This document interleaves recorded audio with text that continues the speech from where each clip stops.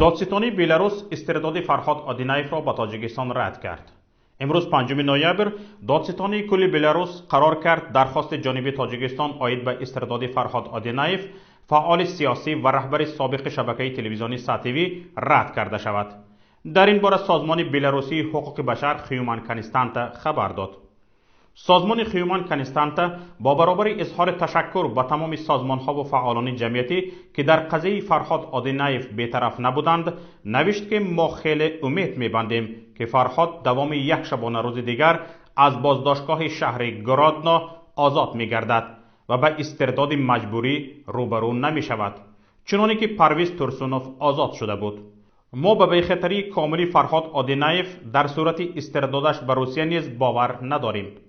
ناستا لاچکا از رهبران این سازمان در صحبت با ما این خبر را تصدیق کرده گفت: ما این قرار دادستانی را که با در نظر داشت دادخواست‌های جانب حمایه عاید خطر شکنجه و تعقیب در صورت استرداد قبول گردید تحسین می‌کنیم.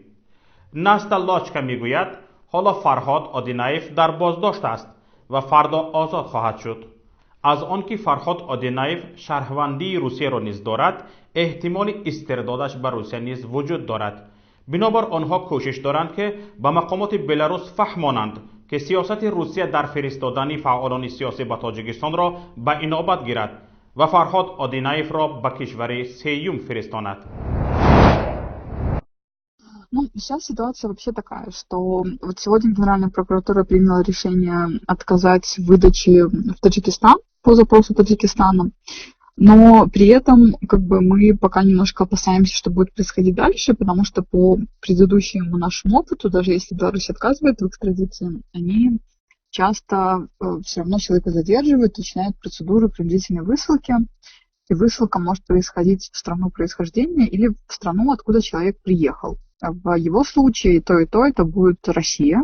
То есть его теоретически, могут, да, то есть иногда такое бывает, что его, например, завтра не выпускают сразу, а передают миграционные службы оформляют высылку, и потом уже высылают, например, в Россию.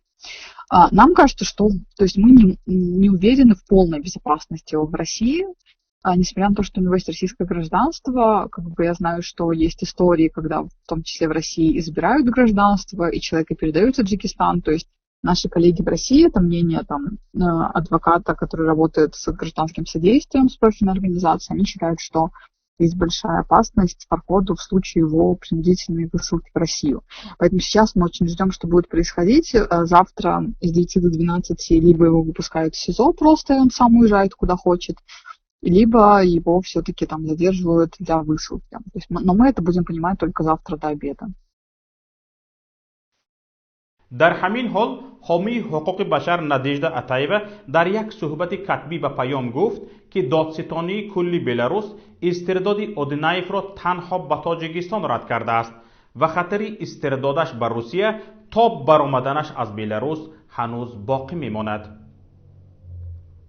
محمد کبیروف رهبر سازمان مکالمه اوراسیا در صحبت با ما گفت فرهاد آدینایف با دعوت این سازمان میبایست در نشست سازمان امنیت و همکاری اروپا حضور پیدا میکرد و سخنرانی مینمود، اما او را در نیمه راه در سرحد بلاروس با لهستان بازداشت کردند و او نتوانست در نشست شرکت کند.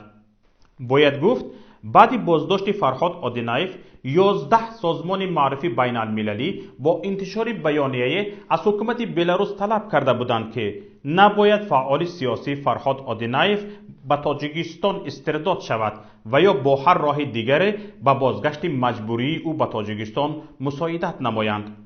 این سازمان ها هیومن کنستانت، فریدوم هاوس، فریدوم ناو، عفو بین الملل، انجمن مهاجران آسیای مرکزی، انجمن حقوق مهاجران در آسیای مرکزی، حامیان حقوق شهروندی، مرکز حقوق انسان ویاسنا، هیومن رایت واچ، کمیته نروژی هلسینکی و خبرنگاران بدون مرز در بیانیه خود گفته بودند حکومت تاجیکستان با تعقیبات بین المللیش که بیرون از خاک کشورش مهاجران آسایشته را تهدید و دستگیر میکند معروف است.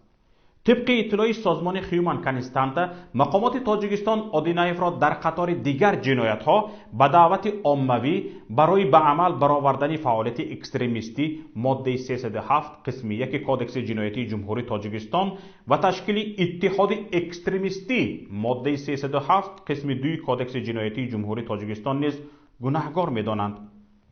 فرهاد آدینایف فعال جامعه شهروندی و رهبر سابق تلویزیون صفا روز 25 سپتامبر ضمن عبور مرز بلاروس با لیتوا از طرف مقامات بلاروس بازداشت گردید. تا این زمان او در بازداشتگاه موقتی شهر گرودنوی بلاروس نگهداری می شود.